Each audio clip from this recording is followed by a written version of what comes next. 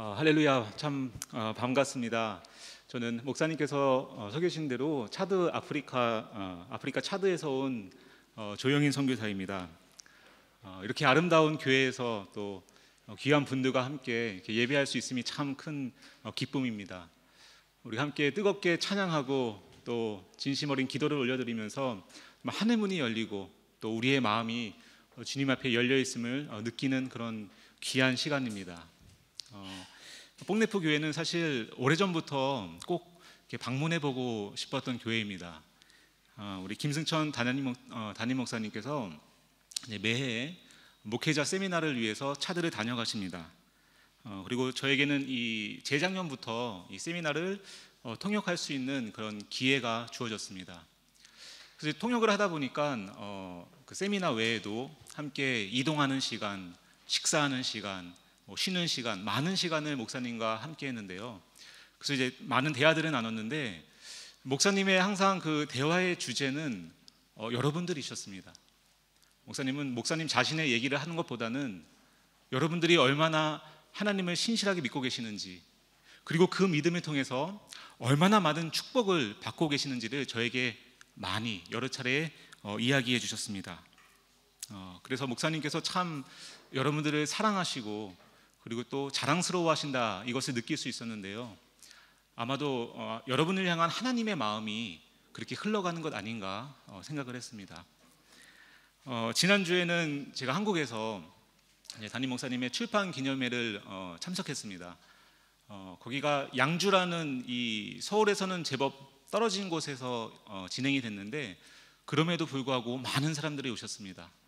많은 사람들이 오셔서 자리가 부족해서 서서 예배를 드리고 또 밖에서 기다려야 하는 그런 일이 발생했습니다.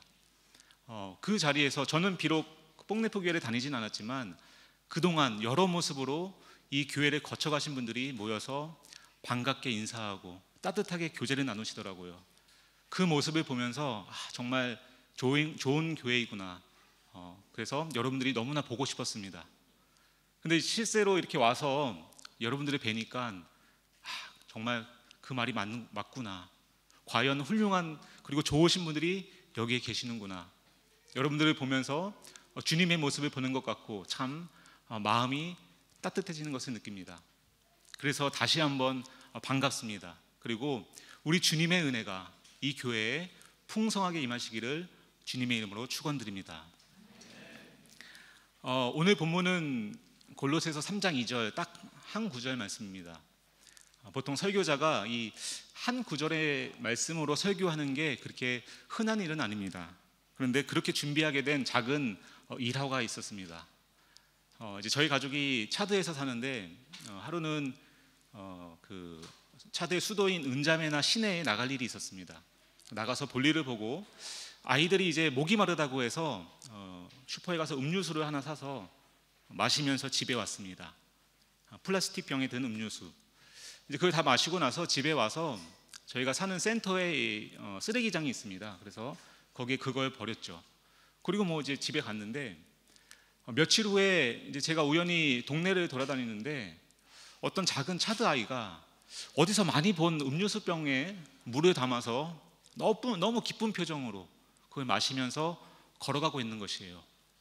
분명히 그 음료수는 저희가 사는 동네에는 없는 음료수예요. 시내에 나가야만 구할 수 있는 그런 음료수예요. 그래서 제가 그 아이를 붙잡았습니다. 너 그 음료수병 어디서 났어? 조심스럽게 물어보니까 아이가 이렇게 쑥스럽다시 웃으면서 길에서 주웠다는 거예요. 아마 저희가 버렸던 것을 그 아이가 주웠던 것이 분명한 것 같습니다. 아마 그 음료수를 살 돈이 없었겠죠. 그래서 비록 남이 버린 쓸모없는 빈통이지만 그거라도 주워서 거기에 물을 담아서 기분을 내보고 싶었던 것 같습니다. 마음이 너무 아팠어요. 그래서 이제 아이를 데리고 작은 빵도 사주고 음료수 사주면서 이렇게 돌려보냈는데 그러면서 문득 한 가지 생각이 제 머릿속을 스쳐 지나갔습니다.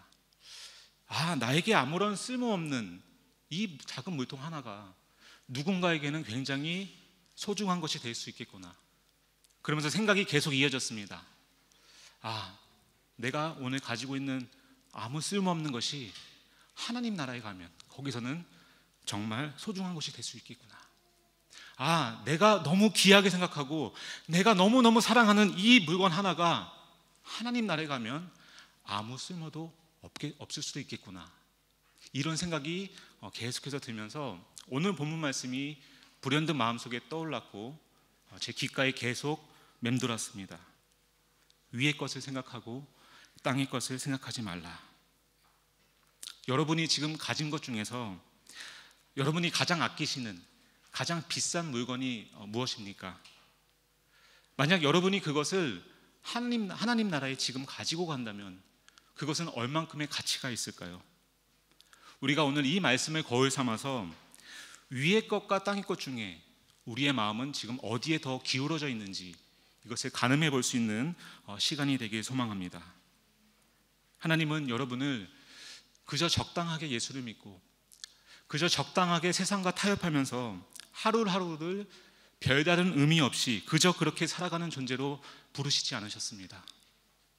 하나님은 여러분을 고작 땅의 것으로 인해서 인생의 희노애락을 느끼고 고작 땅의 것에 여러분의 모든 것을 쏟아붓는 그런 낮은 존재로 부르시지 않으셨습니다. 하나님은 여러분을 저 영원한 하늘의 것, 저 영원한 위의 영광, 하나님 나라를 바라보고 그것을 생각하고 그것을 소유하는 고귀한 존재로 부르셨다는 것입니다. 하나님의 사람들은 늘 위의 것을 바라보는 자들이었습니다. 그래서 늘 하나님 나라에 가까이 있던 사람들이었습니다. 우리가 아브라함을 보면은 하나님께서 아브라함에게 복을 주실 때 아브라함이 두 눈을 들어서 하늘을 우러러 뭇별을 바라봤다고 기록하고 있습니다. 다윗은 인생의 고난이 닿고 힘들 때마다 내가 눈을 들어 산을 보리라, 나의 도움이 어디서 올까 기도하고 또 노래했습니다. 스데반은 순교를 당할 때 마지막 순간에 하늘을 우러러 주목하여 하나님의 영광을 바라봤습니다.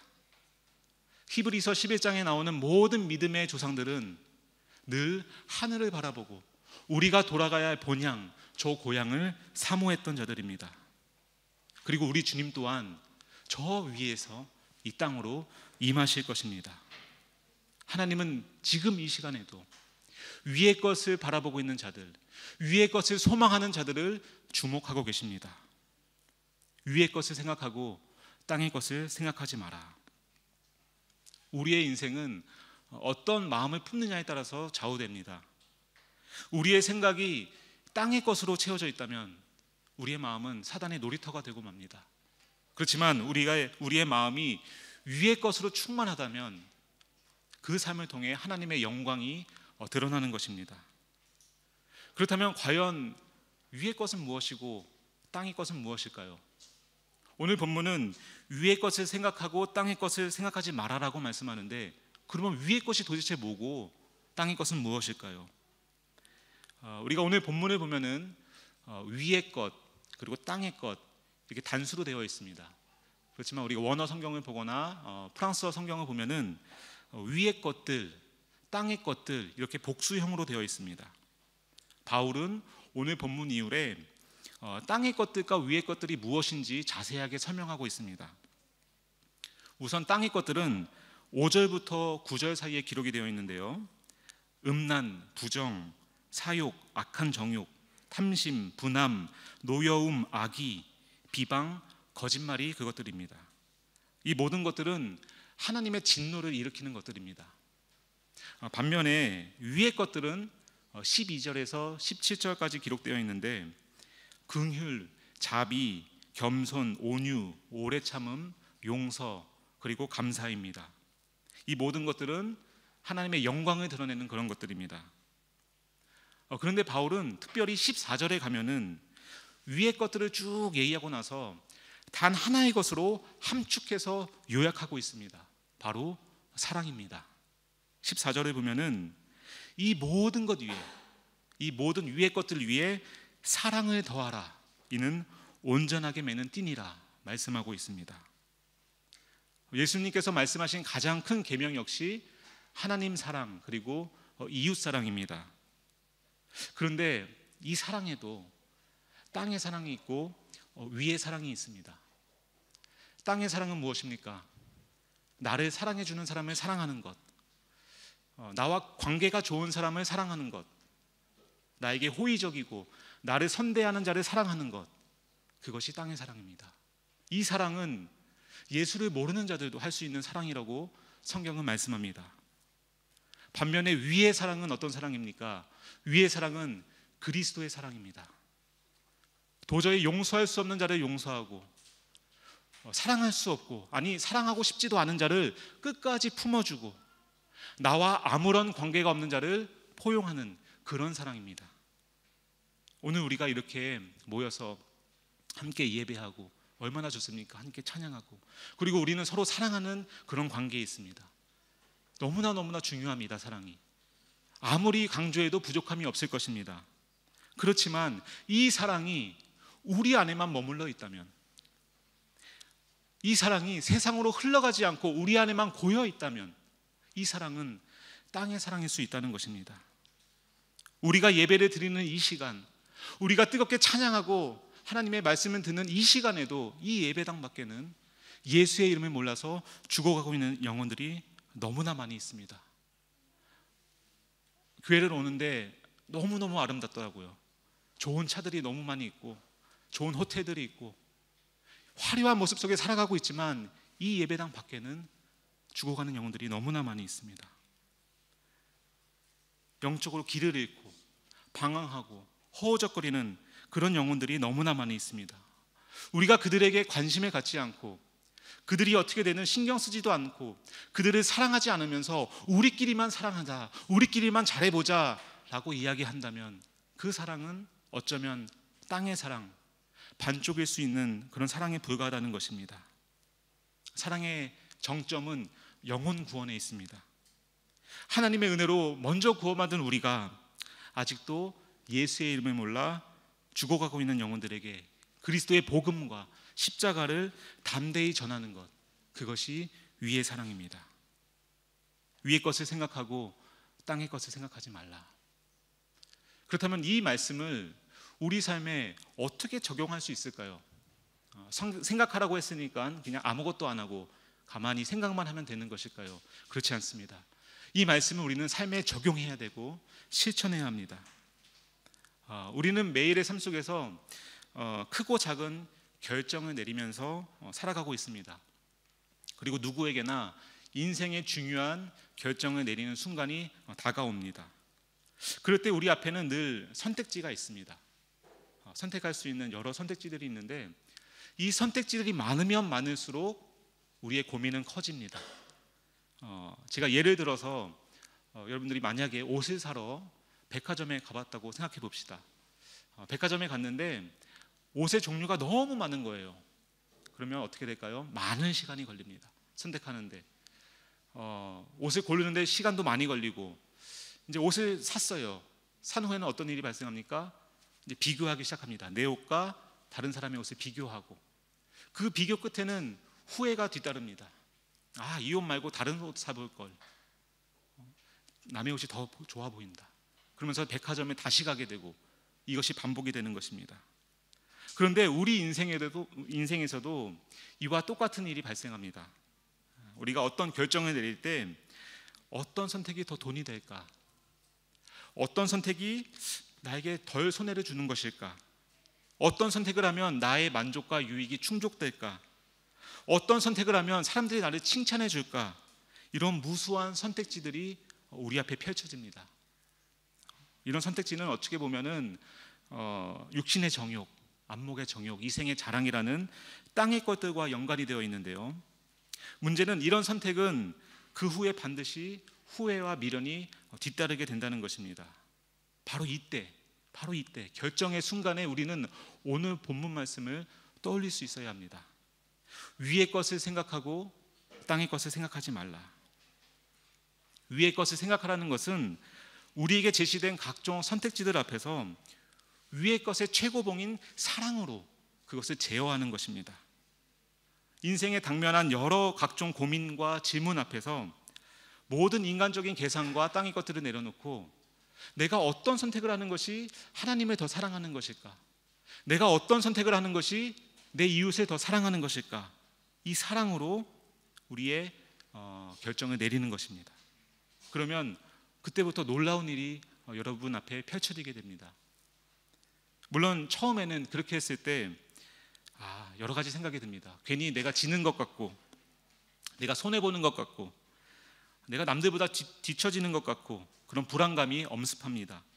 그러나 하나님은 인생의 중요한 고비마다 위의 것을 선택하는 자들을 반드시 하늘의 것으로 채워주십니다. 하나님은 그런 자에게 세상이 결코 줄 수 없는 하늘의 위로, 하늘의 상급, 그리고 하늘의 평강을 누리게 하시는 것입니다.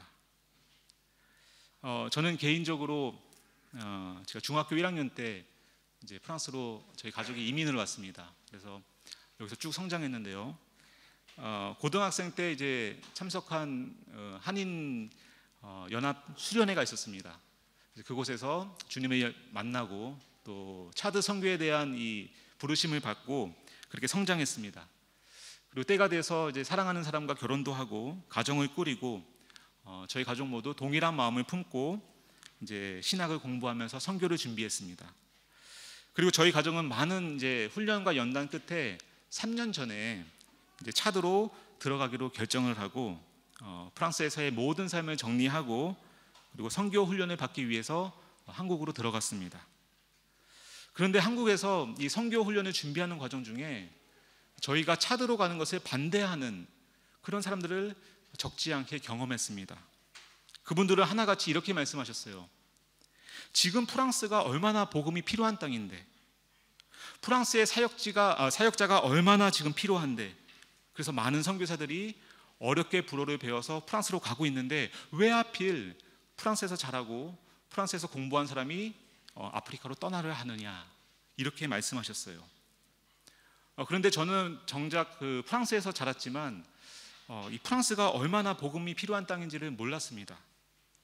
매주 한인교회를 열심히 다녔고 늘 믿는 자들과 교제를 하고 그랬기 때문에 미처 밖을 바라볼 수 없었습니다. 항상 만나는 사람만 만나고 나를 좋아해주고 또 내가 좋아하는 사람만 만나고 나와 관계가 좋은 사람만을 만나고 그러다 보니까 교회 밖에 죽어가고 있는 영혼들을 바라볼 수 없었습니다. 저는 어쩌면 땅의 사랑을 하고 있었을지도 모릅니다. 그러나 프랑스를 조금 벗어나서 이 프랑스를 바라보니까 이 프랑스야말로, 이곳이야말로 복음이 필요한 그런 땅이었습니다. 프랑스의 복음화 비율은 2%가 채 되지 않는다고 합니다. 100명 중에 2명밖에 없습니다. 물론 이곳에서 많은 교회들이 있지만 대부분의 교회들은 우리 교회와 같이 해외 이민 교회들입니다. 대외적으로는 이 프랑스가 강력한 카톨릭 국가로 알려져 있지만 실상은 그렇지 않습니다. 머지않아서 프랑스의 제1 종교는 이슬람이 되어버릴 것이라고 많은 종교학자들이 예상하고 있습니다. 프랑스는 이 땅의 것은 풍족하지만 위의 것은 턱없이 부족한 안타까운 땅입니다. 모든 것이 풍요로워 보이지만 실상은 하나님의 말씀의 기근으로 인해서 많은 이들이 영적으로 죽어가고 있는, 그래서 하나님의 마음을 아프게 하고 있는 그런 안타까운 땅입니다. 저는 20년 가까이 프랑스에 살면서 아프리카만을 바라보고 왔지만 실상은 이 프랑스가 복음이 필요한 땅이었어요. 그런데 저희가 이제 이미 되돌리기에는 너무 많이 와버렸었습니다. 이미 인사도 다 드렸었고 정리도 다 했고 갑자기 아프리카 간다고 한 사람이 저희 프랑스로 갈게요 라고 할 수가 없었고, 또 하나님이 저희 가정을 차도로 부르신 그 사명이 너무 확실했습니다. 그래서 하나님께서 무언가를 보여주시겠지 라면서 이제 차도에 들어갔고 사역을 하면서 실제로 많은 것을 보게 되었습니다. 분명 차드는 아직 예수님의 이름을 한 번도 들어보지 못한 미전도 종족이 아직도 수십 개가 있는 그런 복음이 필요한 땅입니다. 그리고 많은 선교사님들이 이름도 없이 빛도 없이 그것을 위해서 열심히 헌신하고 계시는 그런 땅입니다. 그러나 차드는 그와 동시에 지금까지 많은 이들의 기도 그리고 헌신으로 인해서 교회가 많이 세워져 있는 그런 땅이기도 합니다. 정말 하나님을 향한 뜨거운 믿음이 있는 그런 성도들이 세워져 있는 그런 땅이 또 한편으로 차드이기도 합니다. 저희가 경험해 본 차드는 비록 땅의 것은 좀 부족할지 몰라도 위의 것들로 충만한 그런 희망의 땅이었습니다. 차드 사람들에게는 정말 하나님을 향한 열심, 열정, 그리고 순수함이 있습니다. 그런데 정작 그분들은 그것을 잘 모르는 것 같아요. 자신들이 너무 가난하니까, 일단 돈이 없으니까 아무것도 할 수 없는 존재들이라고 그렇게 지레를 겁먹고 포기하고 시도하지 않습니다. 그리고 늘 받으려고만 하는 그런 수동적인 자세를 갖고 있었습니다. 그래서 저희는 그들에게 담대하게 이야기했습니다. 그렇지 않습니다. 당신들이야말로 위의 것들로 충만한 자들이고, 당신들도 충분히 열방에 복음을 전할 수 있고, 하나님께서 여러분들을 귀하게 사용하실 것입니다. 끊임없이 알려주었습니다. 그렇게 아프리카에서 약 3년간의 사역을 통해서 어떻게 보면 발상의 전환을 허락해 주셨습니다. 지금까지 차드는 늘 복음을 받아들여야 하는 그런 선교지였는데, 이제는 차드 성도님들과 함께 거꾸로 프랑스를 선교하러 오는 것, 그것을 꿈꾸게 되었습니다. 그러면서 차드에 있는 많은 젊은이들과 또 어린아이들을 주목하게 되었습니다. 차드에는 이 평균적으로 한 가정당 한 10명의 아이들이 있습니다. 그래서 현지 교회를 가보면 주일학교가 최소 300명, 평균적으로 400명, 정말 아이들이 많습니다. 그런데 그 아이들이 얼마나 귀한 믿음을 갖고 있는지 모릅니다. 정말 존경스러워요. 제가 봐도 존경스럽고, 그 열악한 환경 속에서도 1시간 걸어서 2시간 걸어서 예배당을 찾아오고, 정말 저라면 못할 것 같아요. 저라면 정말 하나님을 원망할 것 같은 그런 상황 속에서도 이 아이들이 매일 교회에 와서 하나님을 찬양하고 예배하고 너무너무 정말 존경스러운 그런 믿음을 갖고 있습니다. 그래서 저희들의 기도 제목은 이 아이들 중에서 선교사가 배출되는 것, 이것이 저희들의 기도 제목입니다. 그런 꿈을 갖고서 그랑드 블레, 그러니까 미랄이라는 이름으로 초등학교, 중학교, 고등학교 아이들을 모아서 제자 훈련을 한 2년 정도 진행하고 있습니다. 그리고 이제 차드에 돌아가면 에스포아라는 이름으로 이제 고아들을 또 모아서 세상에 주목하지 않는 아이들이지만 정말 하나님 보시기에 귀한 아이들, 그 아이들 놓고 또 제자 훈련을 하려고 하고 있습니다. 저희들의 제자 훈련의 목적은 선교입니다.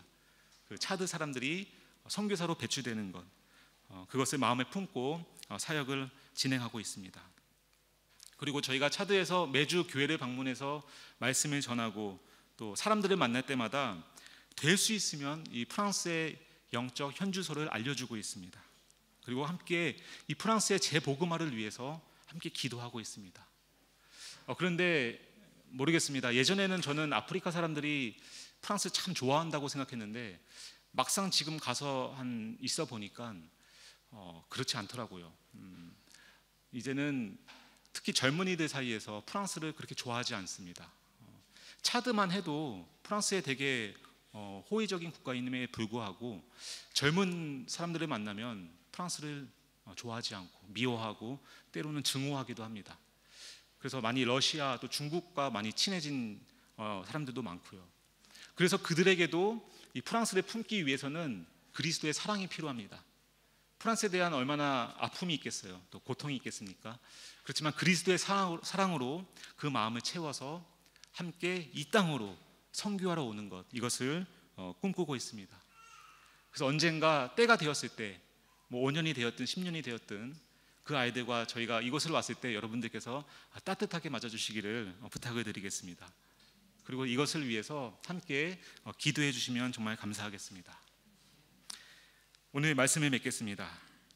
위의 것을 생각하고 땅의 것을 생각하지 마라. 놀랍게도 바울은 오늘 본문을 감옥에서 기록했다고 합니다. 그의 몸은 비록 자유가 없는 감옥에 갇혀 있었지만 그 무엇도 하나님 나라를 향한 그의 마음을 가둘 수 없었습니다. 아니 오히려 바울은 감옥에 갇혔기 때문에 하늘을 바라볼 수 있었을지도 모릅니다.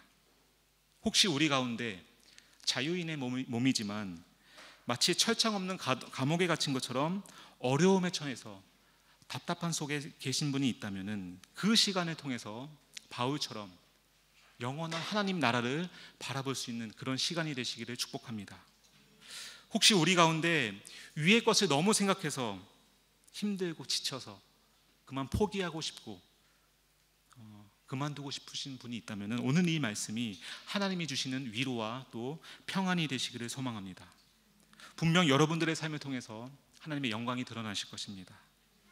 그리고 혹시 그동안 너무 땅의 것만 봐서 이 말씀이 나의 심령을 찌르고 나의 마음을 찌르시는 분이 있다면 온전한 회개를 통해서 다시금 마음을 정비할 수 있는 그런 기회가 되시기를 소망합니다. 하나님께서 새로운 기회를 반드시 주실 것입니다.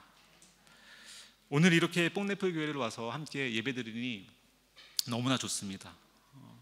뽕네프 교회가 진정으로 세상과 하나님 사이에 다리가 지어주는 그런 교회가 되시기를 축복합니다. 많은 이들이 선교사인 저에게 물어봅니다. 어떻게 하다가 그렇게 되셨어요? 어떻게 하다가 선교사가 되었습니까? 근데 뭐 없어요. 뭐 특별한 게 없습니다. 그냥 위의 것을 조금 생각하면서 그냥 조금씩 오다 보니까 이렇게 됐습니다. 저는 근데 선교사이지만 선교지가 반드시 아프리카라고 생각하지 않습니다. 선교사가 되기 위해서 꼭 멀리 떠나거나 어떤 어려운 곳에 가거나 그래야 된다고 생각하지 않습니다. 우리가 살아가고 있는 삶의 현장, 거기에 그리스도의 복음이 없다면 거기가 바로 선교지라고 믿고 있습니다. 그리고 여러분들이 정말 위의 것을 조금 더 생각한다면, 그래서 삶의 기준을 위에다 두고 한 걸음씩 걸어가시다 보면은 하나님께서 놀라운 일들을 여러분들의 삶 가운데 펼쳐주실 줄 믿습니다. 각자의 삶의 현장에서 아직 땅에 매여 있는 수많은 영혼들을 그리스도가 하나님 우편에 앉아 계시는 저 위의 나라로 인도하는 복된 여러분 되시기를 주님의 이름으로 축원합니다.